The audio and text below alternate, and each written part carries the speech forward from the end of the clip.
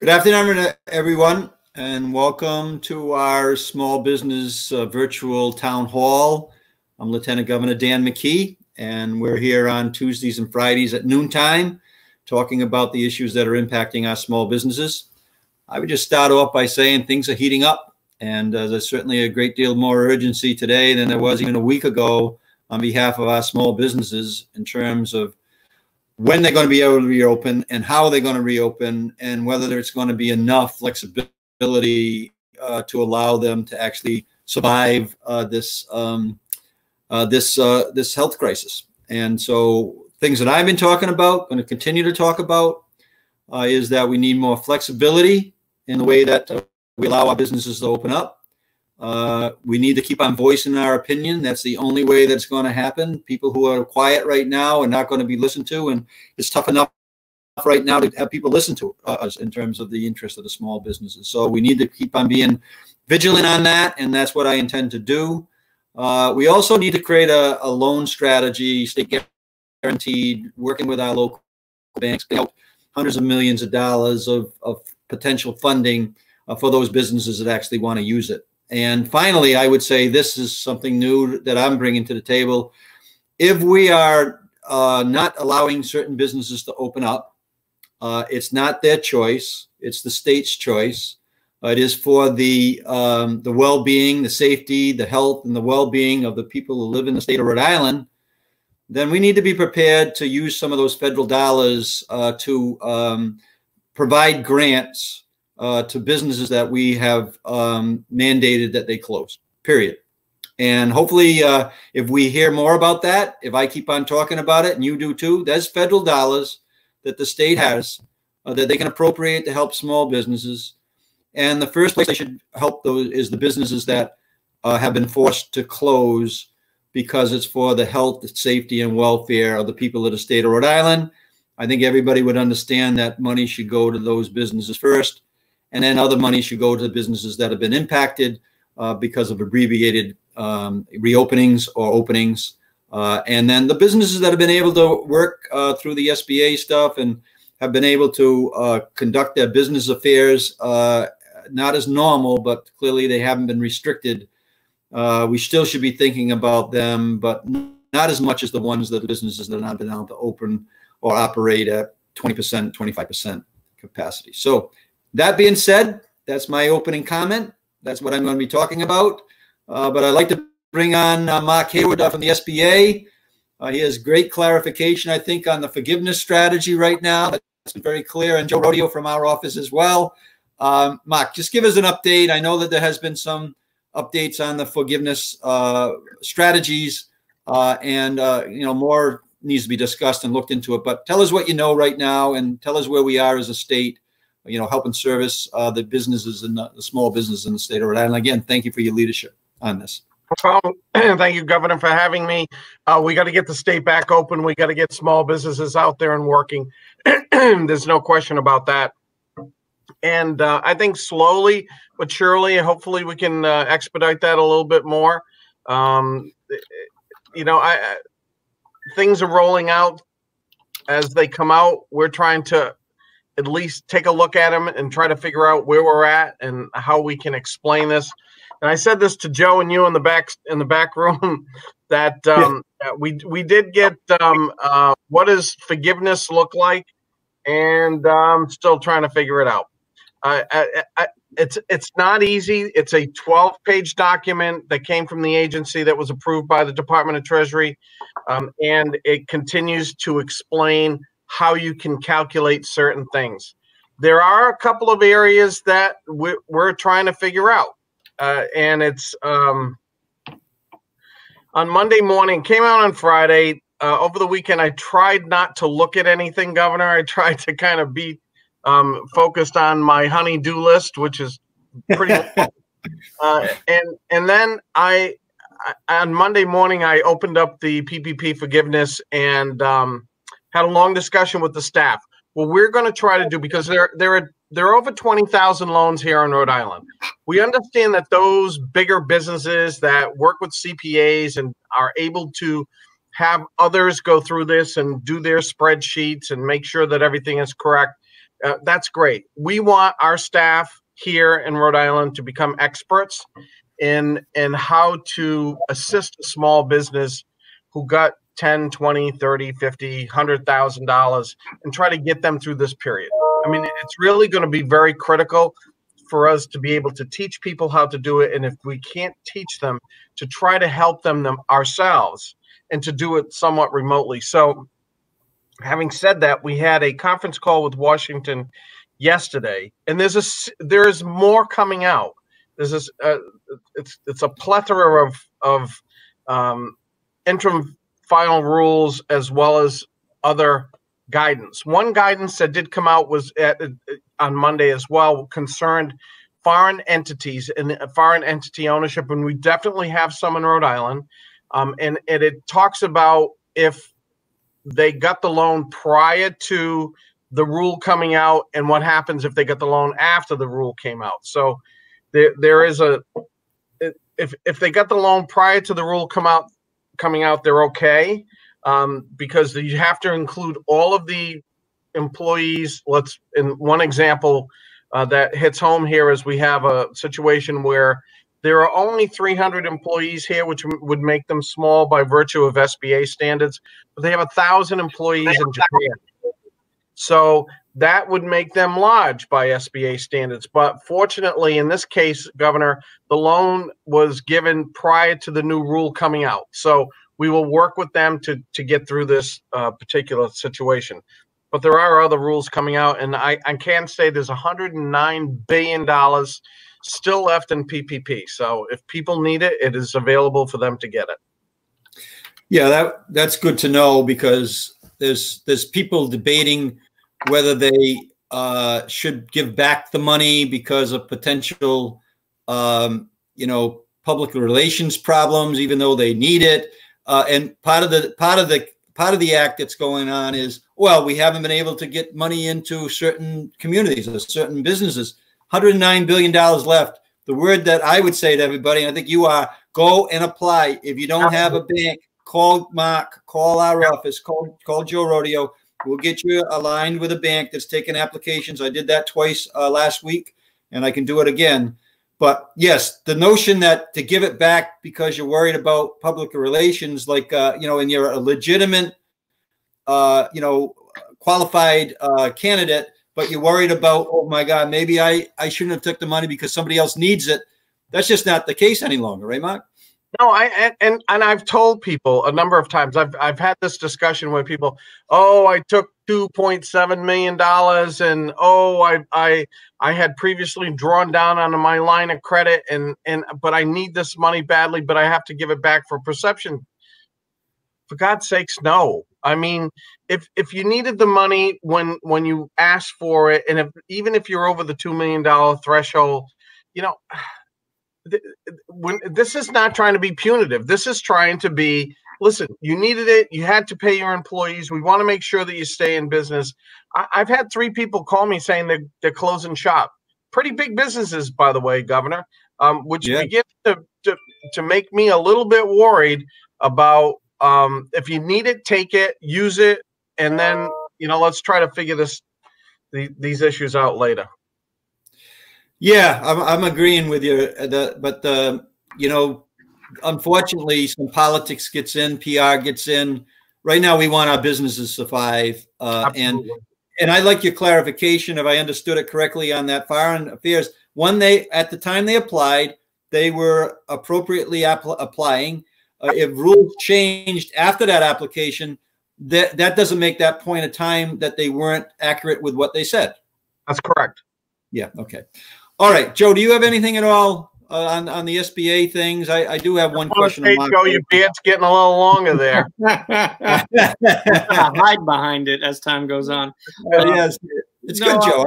I got a good look. Say, I hear from a lot of, pretty small folks, $15,000, $30,000, $40,000 worth of PPP loans. And, you just, in a little bit of time, your financial institutions are also, they're your partner in this.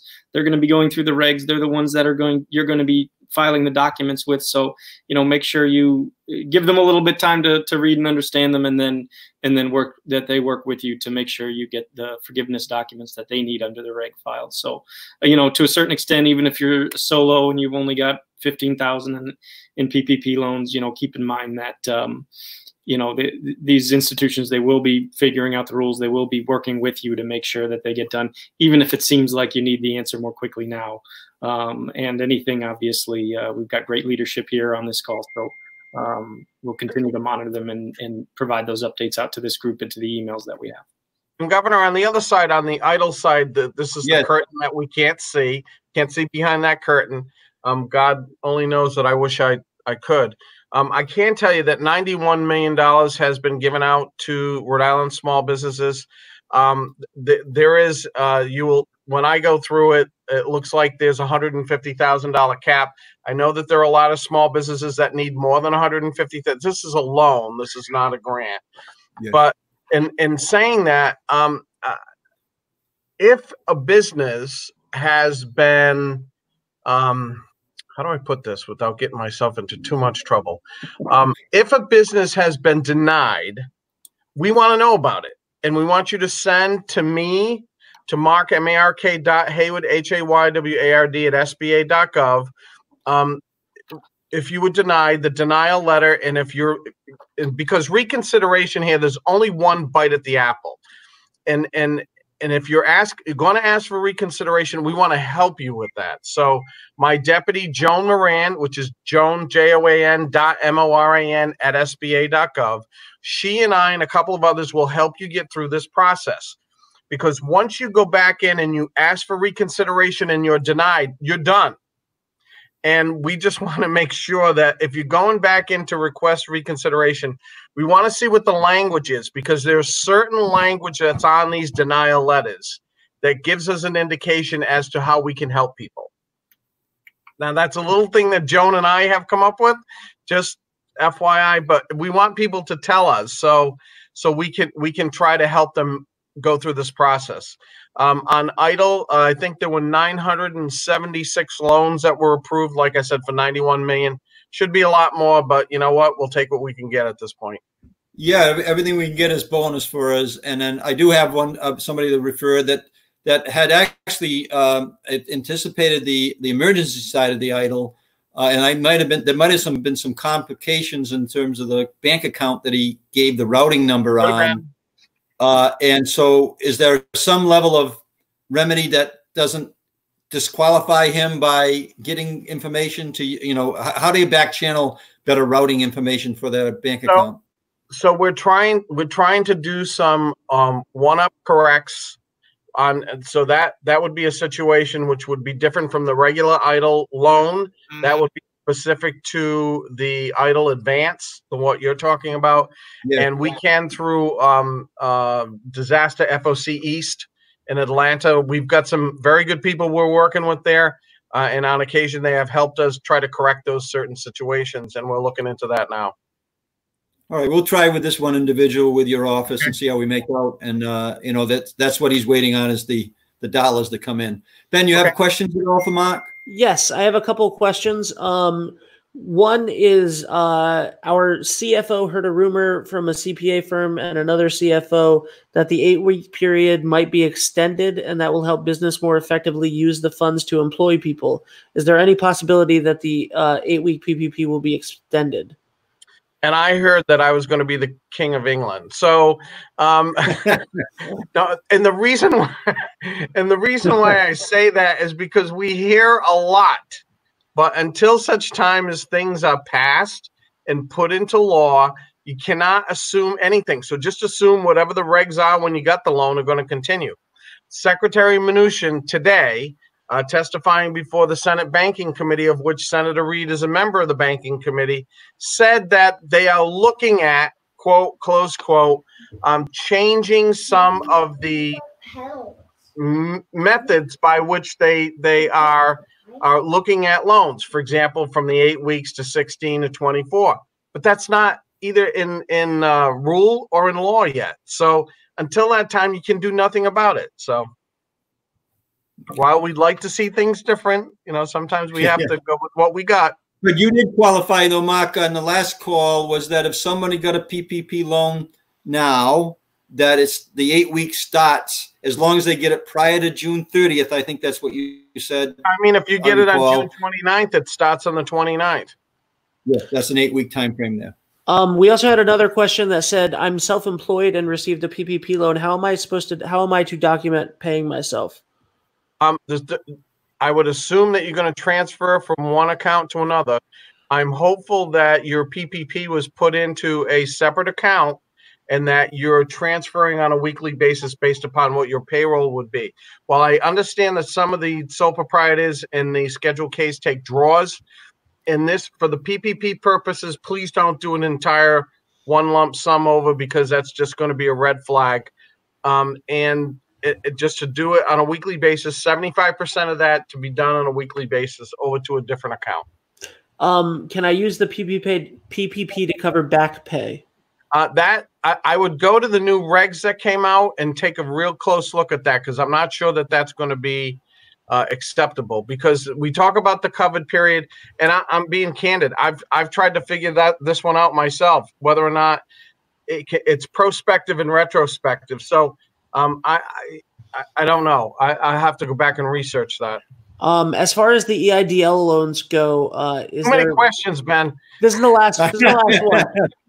Because we have to move on. EIDL, is there reconsideration for that? And also, just if you can elaborate a little bit on that, and then I will let you go. I'm so sorry. So no, that's fine. I stay throughout and listen, but I saw that came from Rep. Phillips. So on reconsideration, if you're denied, that's why we want to help you try to get through that. The reconsideration is something we're really concerned about, because once you go back in, and this has happened with a very popular place in the East Bay, where they were denied, they've gone back in, they didn't contact us, and now they're out. And I don't know what to do for them at this point in time. We are really scrambling to try to figure this one out. And before you go back in, show it to us, and let's see if we can help. Mark, thank you very much. Hang on there broadcast with us. We may have time to bring you back, but I can tell you you're going to be very interested in the two business panels that we got on here, because they are like, when are we going to reopen? And I'm saying if they don't reopen, the state and the got to use that federal money to give money to to the companies that we're saying can't open. They're not making a decision.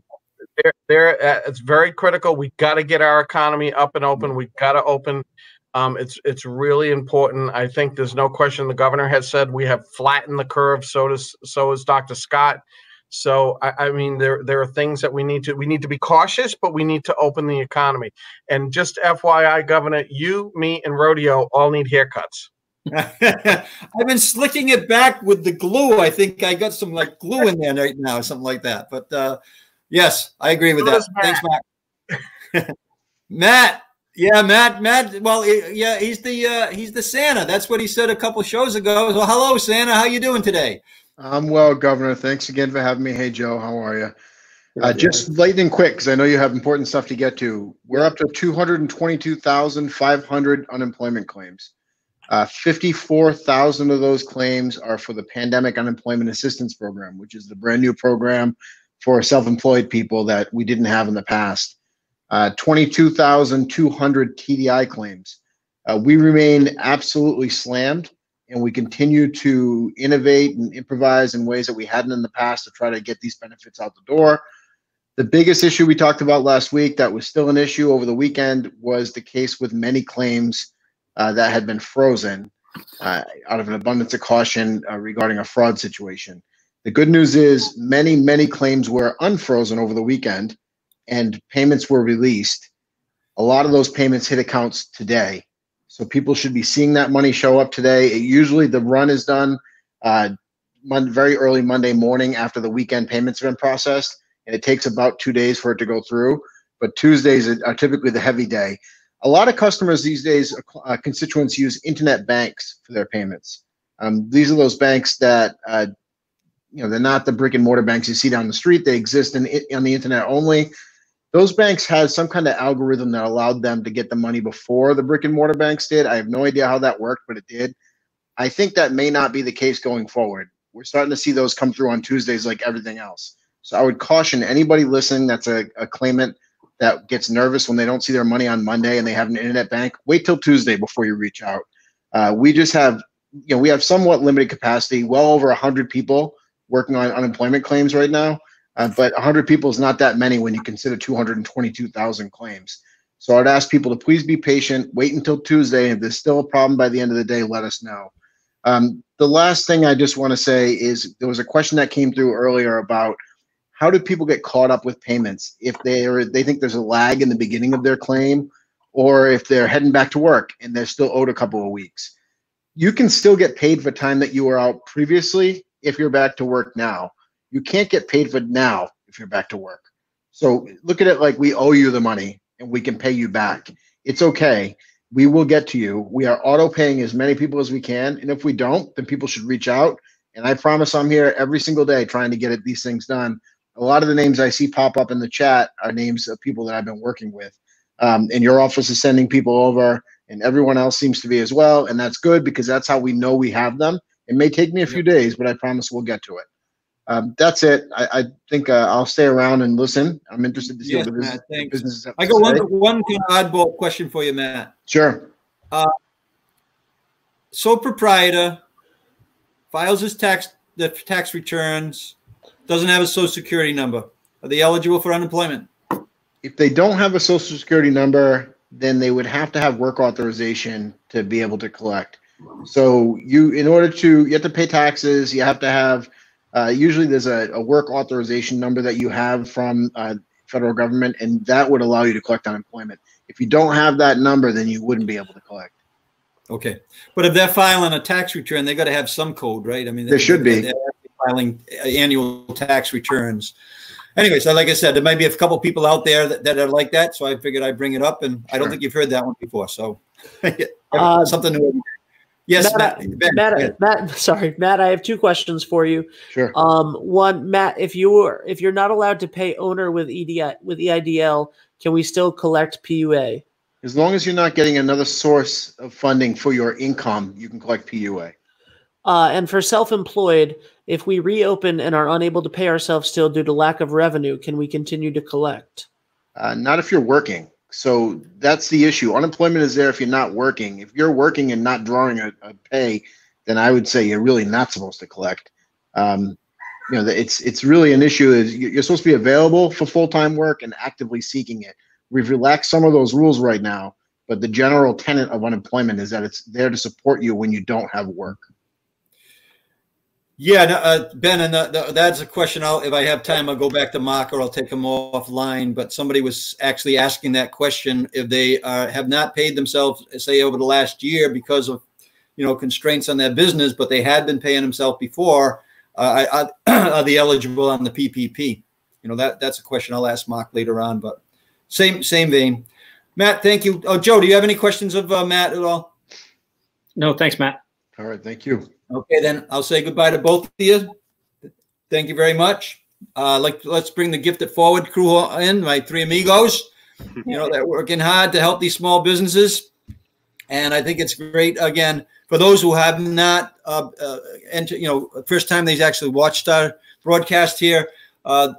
Justin, Chris, and Lori are all small business owners who've been volunteering their time and putting a rismallbusiness.org portal together. That's helping small businesses through this health crisis, either through gift certificate strategies or payment of services in advance. Well over 1,300 businesses are involved with the portal right now at rismallbusiness.org. And thank you for your help. And give us a little update, please. Yeah, absolutely. You're going first. I think it's funny. I'm looking at Chris on the screen right now, and he's got an outfit change. I just had a call with him like an hour ago. He wasn't wearing that outfit. He's taking lessons from you and Caswell over there. All right, so you gotta have an on-screen image here. Usually after every one of these broadcasts, I get some. You got to do this. You got to do this. You got to do that. And I'm saying, well, I'm just trying to do our work. Go ahead, Justin. All right. So as we continue to develop the site, Chris's team is working really hard on getting that up in the short term. So very shortly, that new face that we launched last week, that'll be up in the coming soon area.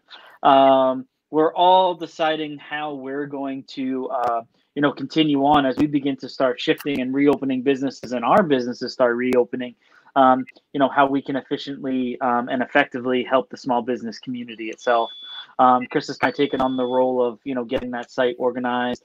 I've been rolling with a lot of the PPE stuff and helping a lot of businesses get their businesses open. We've been doing some, site visits and helping gauge plans with spit shields and sneeze guards and stuff like that. And Lori is going to be in a few coming days taking on our mom role, as she liked to call it this morning. And Lori's going to help organize some seminars and some, continuing education for businesses as we continue to move forward. Marketing is going to be key for everybody. And, I think that's where Lori will shine the most. And Chris's team works really well. And our team does a good job at, putting those plans in place. So I think, the rismallbusiness.org site is really going to, continue on in an awesome way. I'm sure these guys have some insight on that as well. Yeah, as we unveiled, well said, Justin. And as we unveiled it on Friday, the new look for the website, which is to, again, promote, buying local, finding who's open. It's also information. We have other organizations that reached out to us. I know the Rhode Island Development of Small Business Center, they reached out to us, and other chambers. They want to get involved in this as well, to put all the information that they're providing to small businesses, as we have to work as a team on this.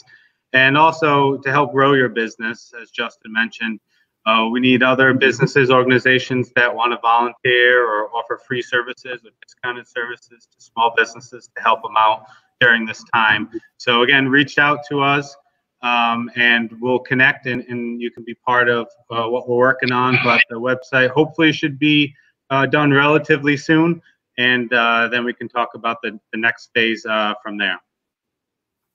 Thanks, Chris. Yeah, sounds good. These guys are amazing, and I'm so honored to be a part of it. So the seminar, mom, I guess, yeah, I'm showing my age, right? Now I have to be a mom, and I am a mom.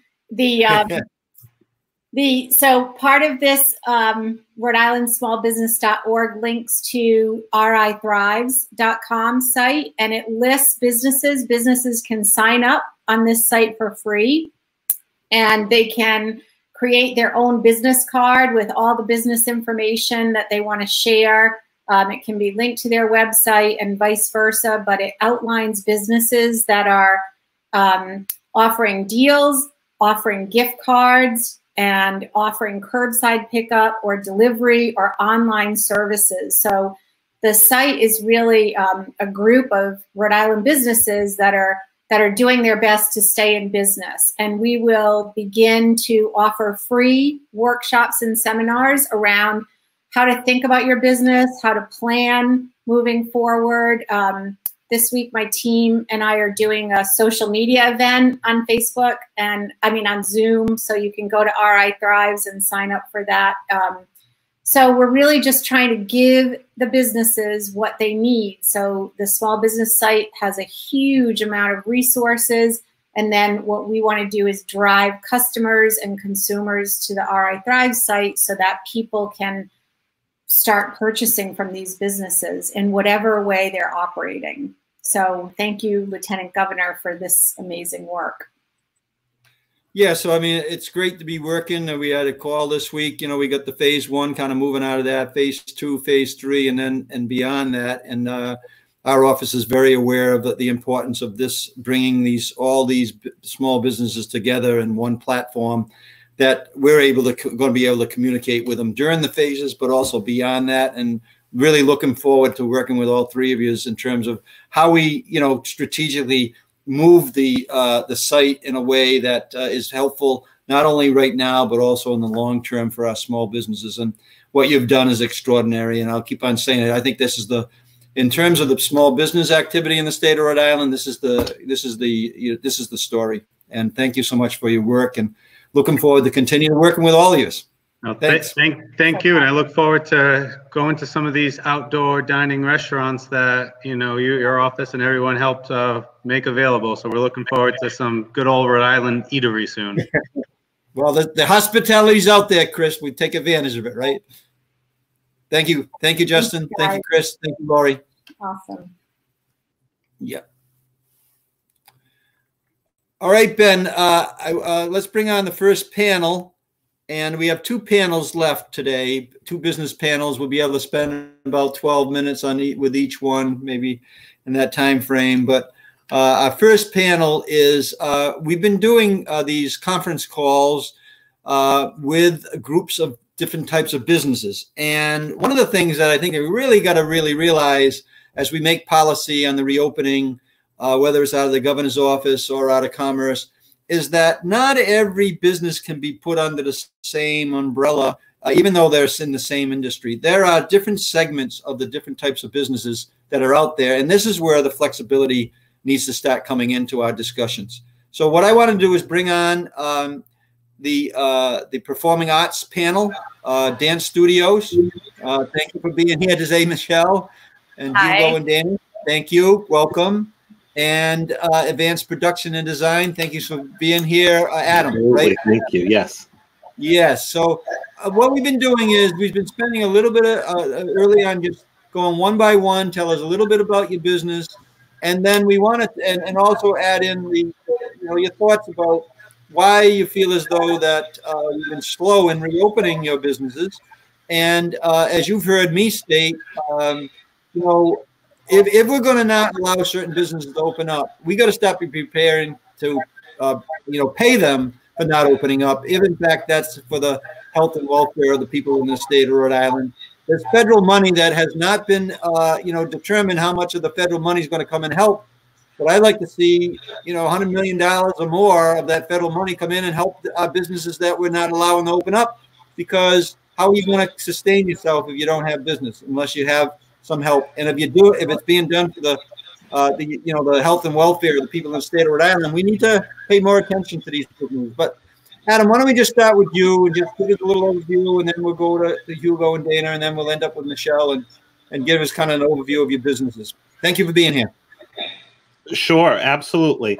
Well, and thank you for having us on today. I think, for our industry, like every other industry, we've been hit really hard. And much like everyone, we want to make sure that this is a safe reopening and that we see that we don't see a resurgence or any reclosures when we come to the fall. For the performing arts and live events community in general, we saw these closures start to take effect towards the end of February, only a couple of weeks before the stay-at-home orders and local guidance on closures came into effect. These closures in this industry, for us, it means months and months of work, in many cases uncompensated time spent on planning and coordinating just out the window, and not really necessarily something where we can just pick up where we left off when things start to reopen. The amount of vendors and groups involved to put on a show or an event, it can take 4 to 6 months of planning. And so for us, without knowing even a rough reopen date of when those sorts of events might come back, no one can really begin to plan, the planning process. We've altered and created new ways to endorse and innovate the current guidelines into ways our clients and industry can still participate in the performing arts and live events. But then we've also met sometimes with more questions or just left unanswered, or there's still just no clarity as to what that future looks like. We've connected with the Department of Health and the Department of Business Regulations, and they've been very responsive and helpful through all of this. Our office has put together a plan seeking information on how we might be able to get our clients back into performance spaces, using the Vets Auditorium as an example, blocking every other row, leaving 3 to 4 seats in between every seat, regardless of your affiliation with that person, ample hand sanitizer, and all the associated equipment and whatnot. Many theaters across the country have released plans in coordination with their to have seating between 19 and 25% capacity with similar guidelines.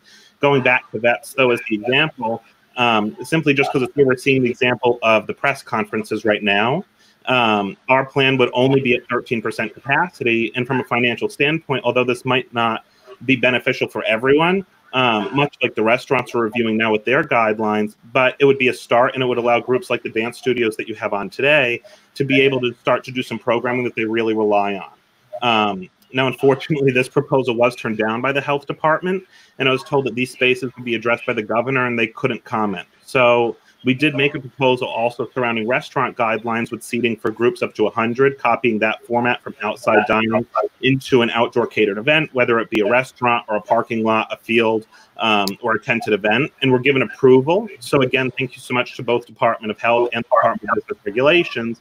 The three women that I've been working with have been very helpful, especially with my constant questions and nagging. But ultimately, at no fault of theirs, they only have so many answers. So in the example of a theater-style event, we still have no guidance. And likewise, we've submitted an inquiry into doing a drive-in style, like dance or theater performance, and unfortunately, we weren't able to get answers on that either. Most recently, a client of ours was told that the entertainment isn't really being looked at this point. We're more than willing with all the regarding mitigation, COVID-19, following social distancing, screening questions, and everything that's on these checklists and COVID control plans that we now have, but figure at this point in the middle of what many performance and live events industry would consider to be our busiest months and would make up a large percentage of their budget for the fiscal year is currently difficult to navigate with the limited guidance our industry's received. We want nothing more than a safe opening, and I'm sure that many of the industry colleagues will continue to put together ideas on how to work with the cards we've been dealt, but ultimately we're looking to see where we fall in phases, what those restrictions are going to look like, or where we can get guidance other than just no. I think we understand that there may not be a clear-cut answer on that now either, but we still want to be a part of the conversation, especially considering we're opening churches. Which is very important. While we don't yet know all those restrictions that churches are going to see, most of the performance venues can tell you that these venues have been dealing with these controls in a theater setting as far as assigned seating, restricted access. They already have daily, sometimes twice daily cleanings, all either in line with the new guidance maybe for churches and faith-based. So Adam, let me just jump in here a little bit because Sure. I want to make sure that everybody gets a little time here. So on the events, I just let you know that we have some volunteers coming through Raytheon actually would help do the engineering on where everybody would seat to keep social distancing. We'll share that with you and if that's helpful. But I would also say, I mean, you're being very diplomatic here, but I want to hear from the business owners themselves here about how this is actually impacting them. I'm seeing that the temperatures are rising as they should be. And, we need to be a little, very strong in our comments about what's going to happen. So Hugo and Dana, why don't you just jump in here? Tell us a little bit about your business and the type of strain that you're having and what you're looking for to happen over the next couple of weeks. Sure. Yes. Thank you for having us, Lieutenant Governor. This is a great platform, and hopefully we can get our voices heard. Our business is being strained right now. I think the performing arts industry in general across the state, across the country, is being strained right now. We don't know where we are. We don't know what categories we're being placed in. We don't know what phase we're going to be a part of. Right now, we're down 60%. For those of us who are open, we're down a significant amount of revenue across the state. Every studio put together, we're down. And there's a lot that goes into our planning, as I've said. We need to be able to have some kind of revenue stream. And if we're not allowed to, we're looking for some kind of help. We're looking for the state, for someone to say, send an olive branch and say, this is what we can do for you so you can cover some of your rent, so you can continue to pay your staff. So, the 8-week PPP thing is great, but it's just not enough. It doesn't cover our overhead. It doesn't cover the things that we need as the business owners. So we have a plan. We came up with a presentation, and we want to share it. We created a page on Facebook, and we want to get our plan out there. We'd love to be able to reopen for June 1st with very limited numbers, follow all the guidelines that are in place, sanitation, 6 feet distancing. Michelle came up with a really great plan, and we want to get it out there. We want to make it happen safely and make it work. We want to see our kids. That's the bottom line. We need to open these children. We really do.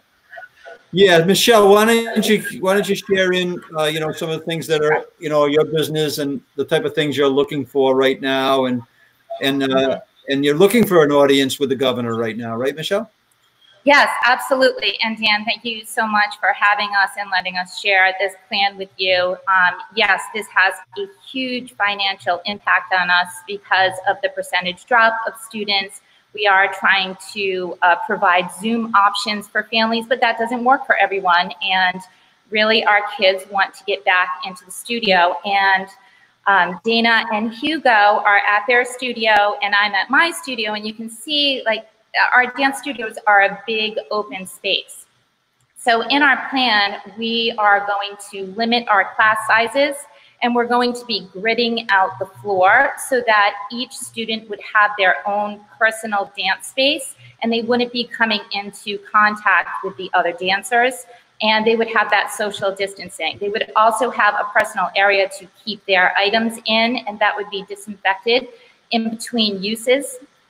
Parents would not be allowed in the waiting room, or any adults would not be allowed in the waiting room to limit exposure. We would do a drop-off situation outside where our teachers would be masked and would be taking temperature checks at the door.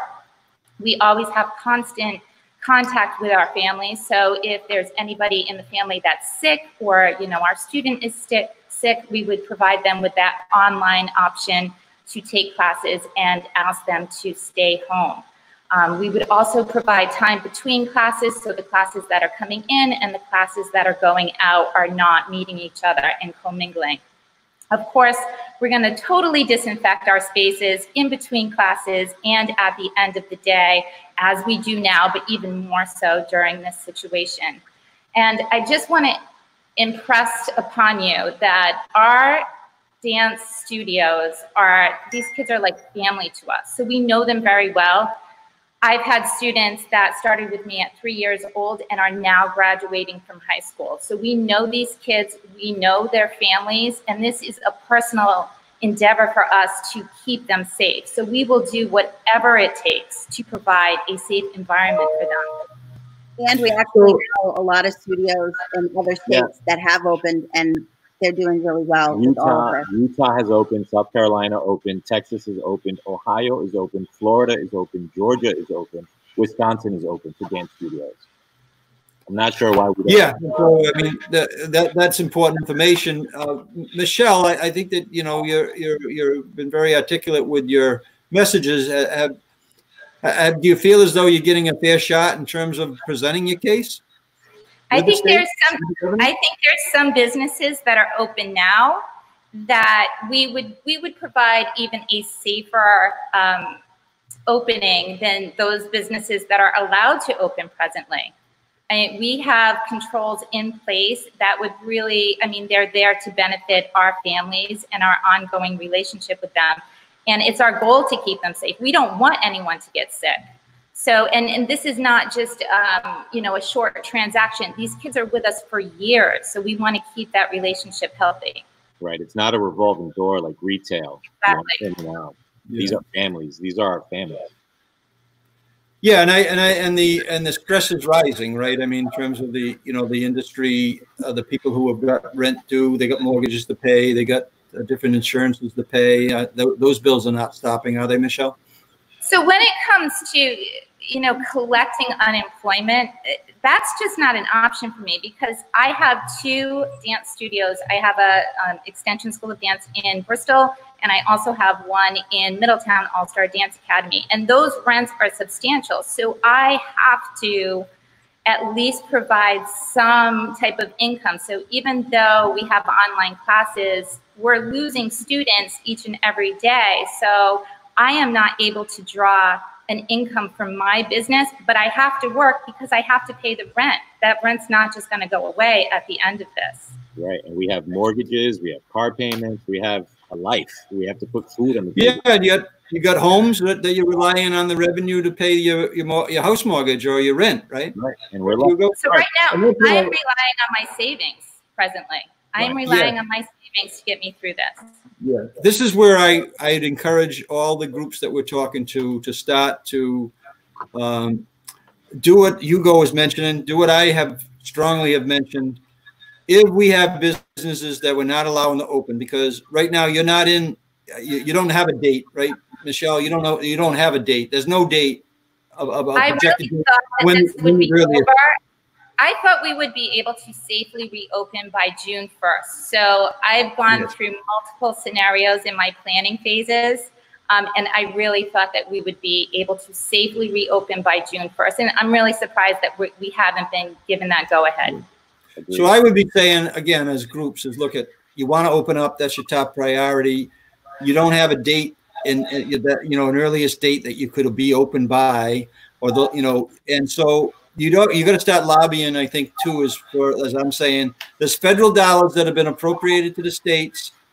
Inside those federal dollars, there's dollars that could be appropriated to help small businesses that have been impacted by the COVID-19 virus.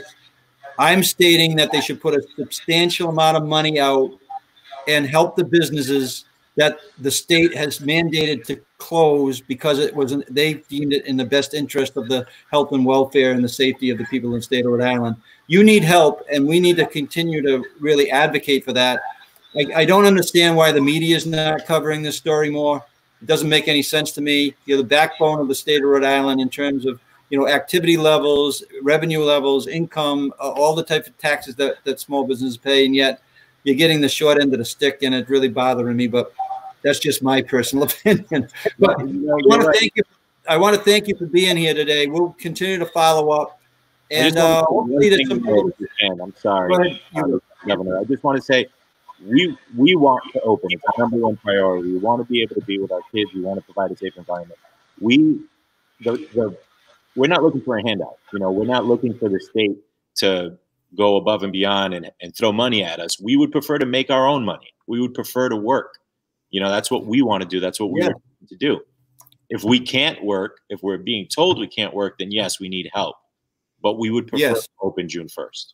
Yeah, the top priority, I get that. And as a small business owner myself, I understand that, Hugo. But I also want to say that right now, there's a couple things that are happening that concern me.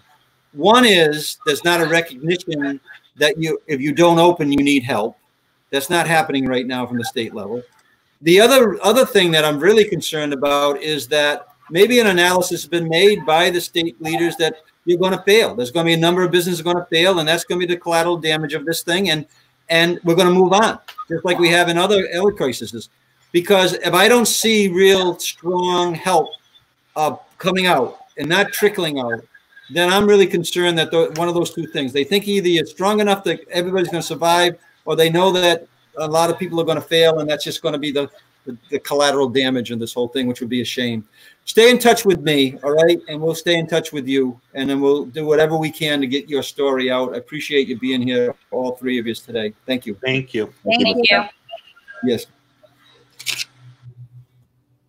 Okay, Ben, we're doing pretty good. We got another 10 minutes or so, but let's bring on the next group here with the business owners. We have some restaurant people here, and we got a fitness center that I've been talking to Judah that I want to have him have a couple minutes to kind of give us an update on what's going on in your life. But let's start with Scott and David on the restaurant issues. We met last week, and one of the messages that I got loud and clear was that, you know, victory lap is being taken on a state level, that outside dining, takeout outside dining is going to be the savior for your businesses. Why don't you start with that, Scott, and tell us whether that's a true story or not a true story for the majority of the restaurants in the state of Rhode Island.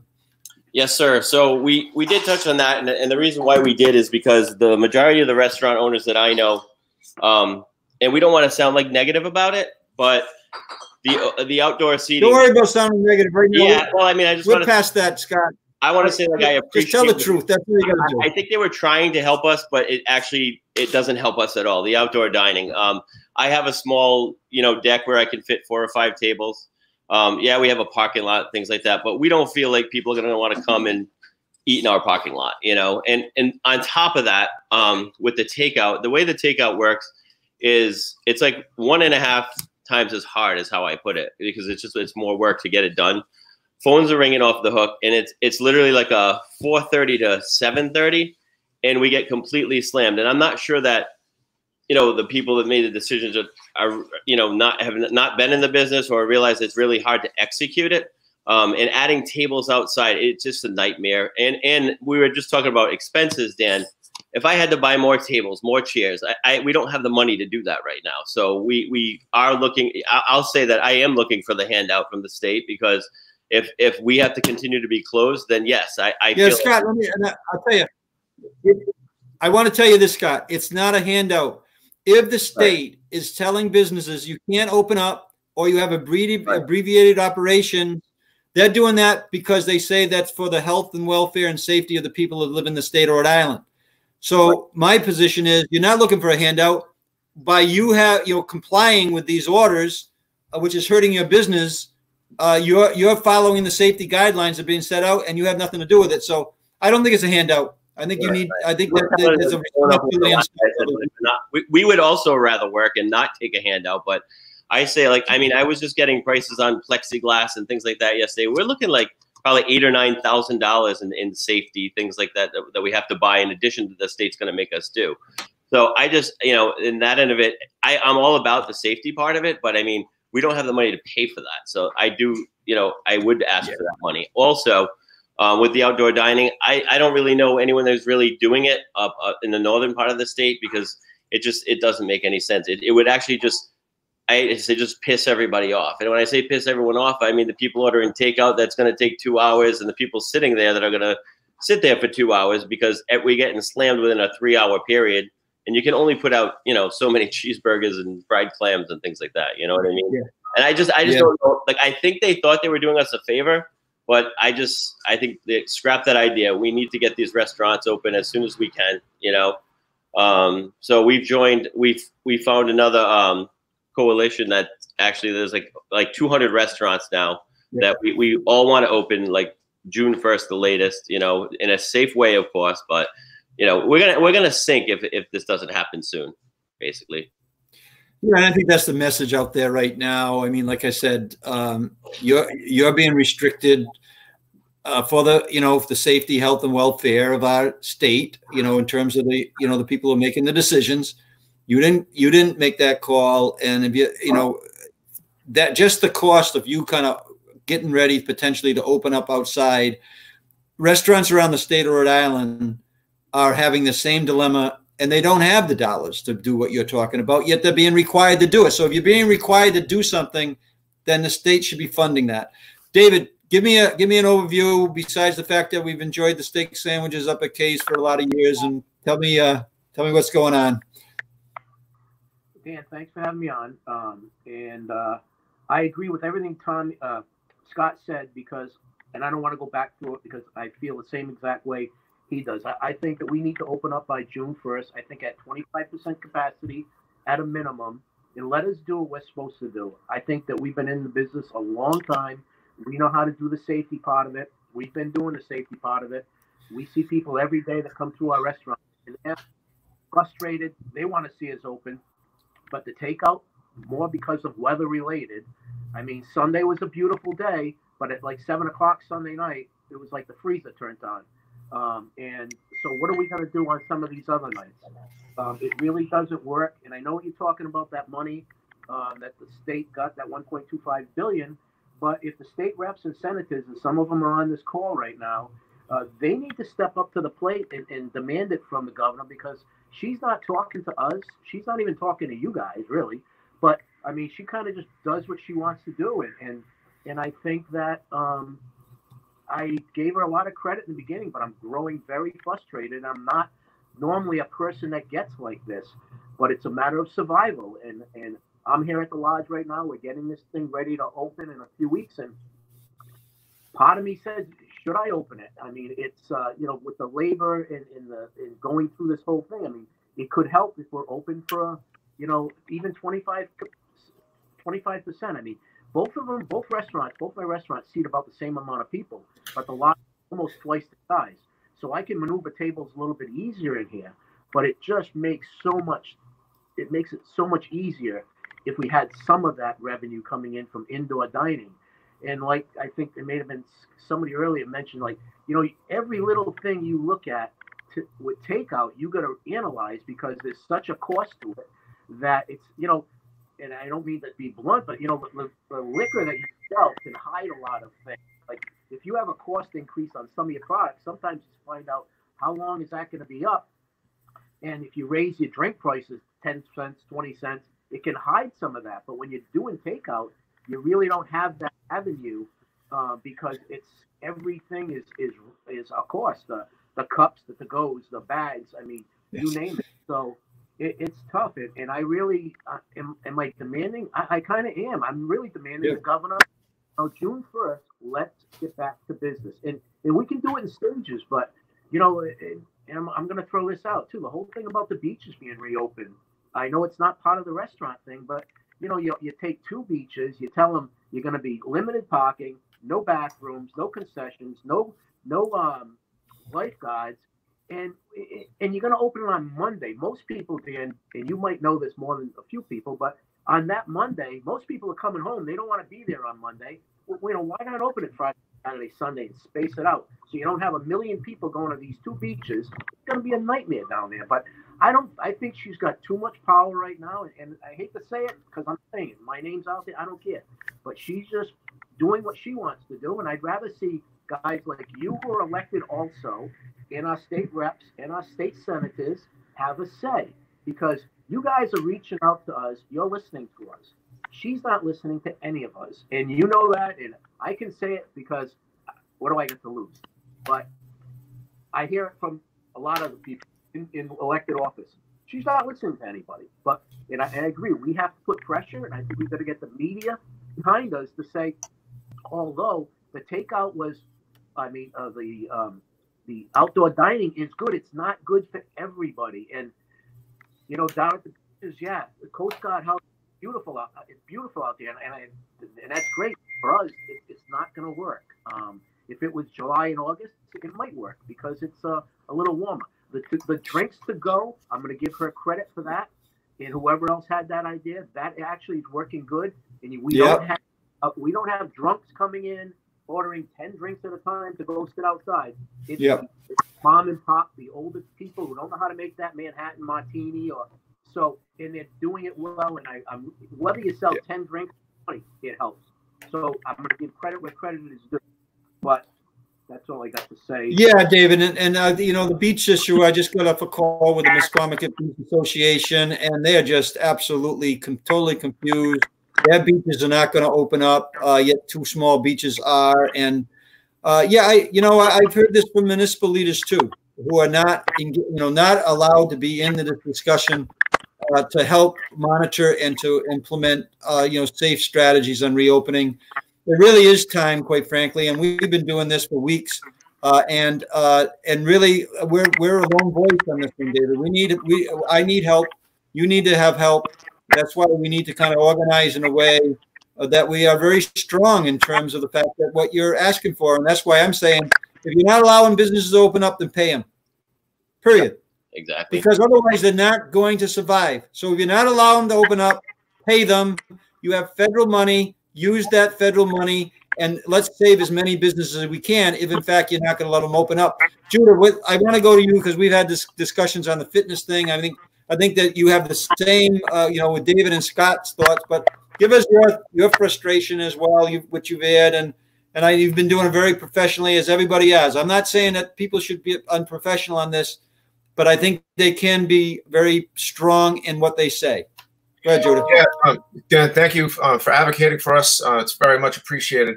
The frustration lies in several different, and a multitude of different factors, the way I look at things. There's a lot of inconsistencies about what's allowed to be open and what's allowed to be even touched, with retail establishments being open, given 300 square feet per person. Many micro gyms could work within that guidelines. This past weekend, I went to numerous stores to shop, to get stuff for, my little garden and whatnot.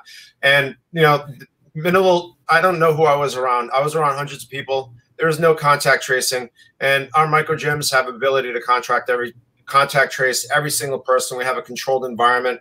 I touched the gas nozzle when I filled up my truck with gas. I don't know how many people touched that gas nozzle before me. It wasn't sterilized, but yeah, every single piece of equipment in my gym and the gyms of all the studio owners can be sterilized in between each client.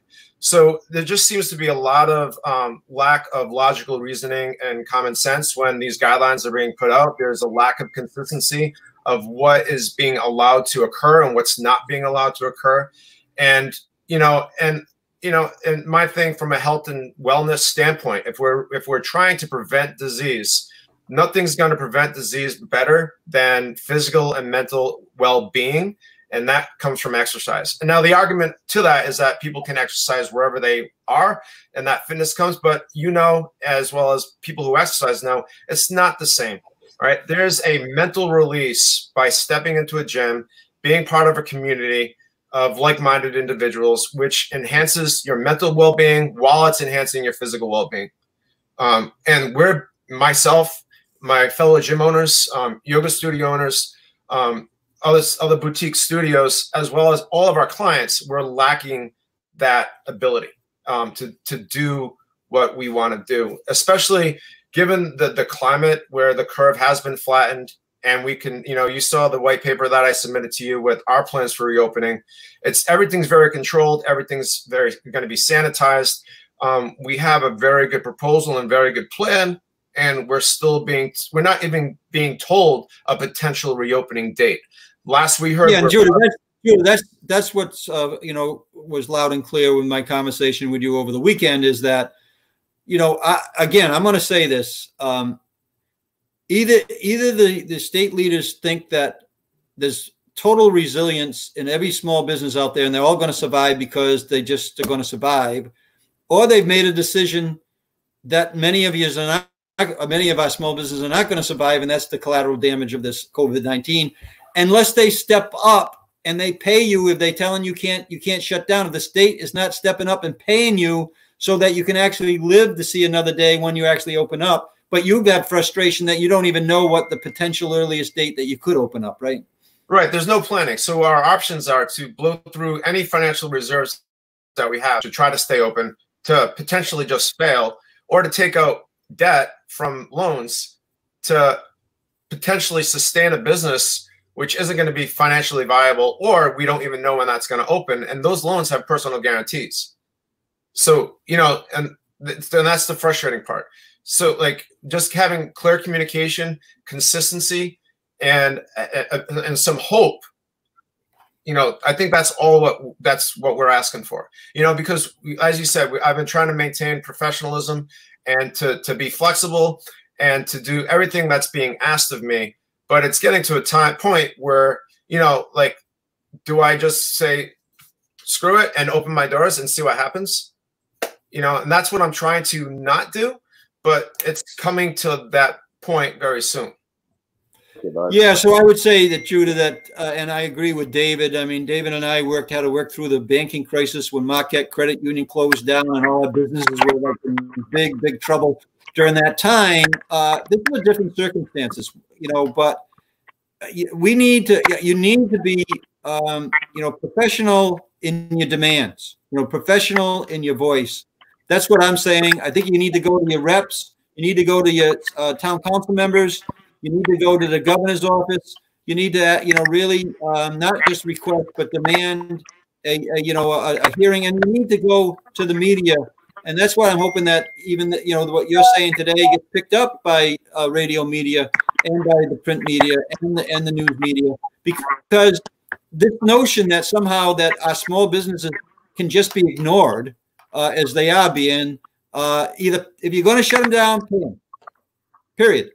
If you're not going to pay them, then be honest about when they're going to be able to open up. And then, you know, you guys need to continue to do what you're doing. Well, you know, I got to cut this broadcast now at about an hour. So I want to thank Judah and Scott and David for being there and confiding in me and calling me. And, you know, I'm feeling a little bit hopeless as well, but I'm going to keep on pushing. I'm going to keep on pushing. And I'm going to keep on pushing, because we need to make sure that businesses that were viable before this virus hit are viable after the virus is over.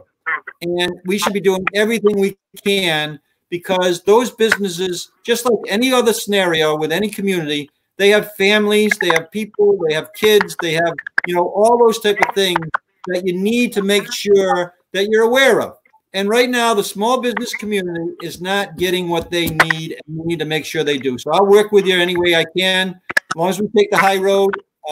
That doesn't mean that we can't be very, very strong in what we say, though. So Judah, Scott, and David, thank you for being here. Thank you, Lieutenant Governor. Appreciate the support. Yep.